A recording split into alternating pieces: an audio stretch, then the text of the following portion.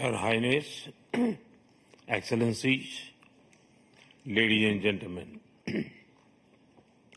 16वें BRICS summit के शानदार आयोजन के लिए मैं राष्ट्रपति पुतिन को हार्दिक बधाई देता हूं और ब्रिक्स से जुड़े नए साथियों का भी एक बार फिर से हार्दिक स्वागत करता हूं। नए स्वरूप में ब्रिक्स विश्व की 40% मानवता और लगभग 30% अर्थव्यवस्था का प्रतिनिधित्व करता है। पिछले लगभग 2 दशकों में ब्रिक्स ने अनेक उपलब्धियां हासिल की हैं। मुझे विश्वास है कि आने वाले समय में यह संगठन वैश्विक चुनौतियों का सामना करने के लिए और अधिक प्रभावी माध्यम बनकर के उभरेगा। फ्रेंड्स, मैं न्यू डेवलपमेंट बैंक के अध्यक्ष हर एक्सेलेंसी दिल्मा रूसेफ का अभिनंदन करता हूं। पिछले 10 वर्षों में यह बैंक ग्लोबल साउथ के देशों के विकास के लिए महत्वपूर्ण विकल्प के रूप में उभर रहा है।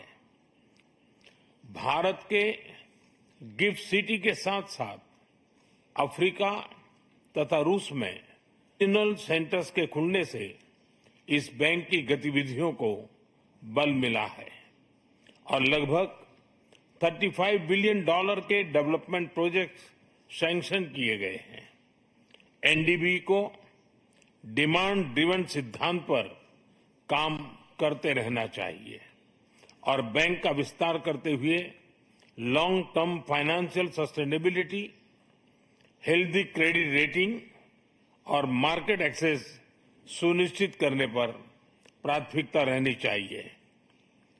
फ्रेंड्स, नए स्वरूप में ब्रिक्स $30 ट्रिलियन से भी ज्यादा बड़ी इकोनॉमी है।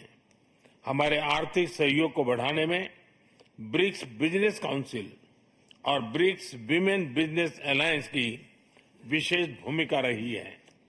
इस वर्ष ब्रिक्स के अंदर WTO reforms, trade facilitation in agriculture, resilient supply chains, e commerce और स्पेशल इकोनॉमिक जोन को लेकर जो सहमति बनी है उससे हमारे आर्थिक सहयोग को बल मिलेगा। इन सब पहलों के बीच हमें स्मॉल और मीडियम स्केल इंडस्ट्री के हितों पर भी फोकस करना चाहिए।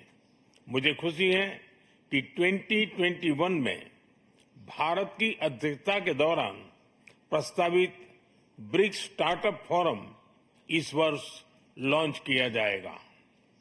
भारत द्वारा दिया गया रेलवे रिसर्च नेटवर्क का इनिशिएटिव भी ब्रिक्स देशों के बीच लॉजिस्टिक्स और सप्लाई चेन कनेक्टिविटी बढ़ाने में अहम भूमिका निभा रहा है। इस साल ब्रिक्स देशों में यूनिडो के साथ मिलकर इंडस्ट्री 4.0 के लिए स्किल्ड वर्कफोर्स तैयार करने पर बनी सहमति बहुत ही महत्वपूर्ण है। 2022 में लॉन्च किया गया ब्रिक्स वैक्सीन R&D सेंटर सभी देशों की स्वास्थ्य सुरक्षा बढ़ाने में मदद कर रहा है। हमें डिजिटल हेल्थ में भारत का सफल अनुभव ब्रिक्स पार्टनर्स के साथ साझा करने में खुशी होगी। फ्रेंड्स, क्लाइमेट चेंज हमारी साझी प्राथमिकता का विषय रहा है। रूस की अध्यक्षता में BRICS open carbon market partnership के लिए बनी सहमति का स्वागत करता है। भारत में भी green growth, climate resilient infrastructure और ग्रीन ट्रांजिशन पर विशेष रूप से बल दिया जा रहा है। International solar alliance, coalition for disaster resilient infrastructure, mission life यानी लाइफस्टाइल फॉर एनवायरमेंट, एक पेड़ मां के नाम जैसे इनिशिएटिव लिए गए हैं।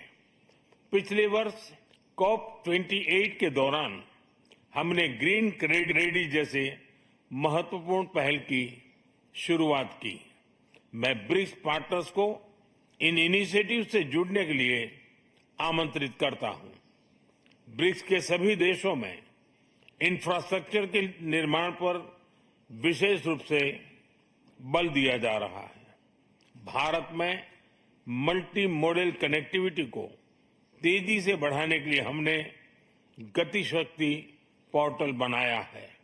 इससे इंफ्रास्ट्रक्चर विकास के लिए इंटीग्रेटेड प्लानिंग और इम्प्लीमेंटेशन में मदद मिली है और लॉजिस्टिक कॉस्ट कम हुई है।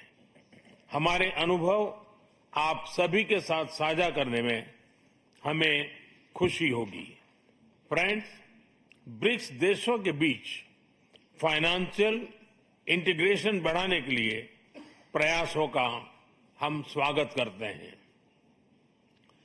लोकल करेंसीज में व्यापार और सुगम रूप से क्रॉस बॉर्डर पेमेंट से हमारा आर्थिक सहयोग सुदृढ़ होगा। भारत द्वारा बनाया गया यूनिफाइड पेमेंट्स इंटरफेस यानी यूपीआई भारत की एक बहुत बड़ी सक्सेस स्टोरी है। इसे कई देशों में अपनाया गया है। पिछले वर्ष हिज हाइनेस शेख मोहम्मद के साथ मिलकर हमने इसे यूएई में भी लॉन्च किया। अन्य ब्रिक्स देशों के साथ भी इसमें सहयोग किया जा सकता है।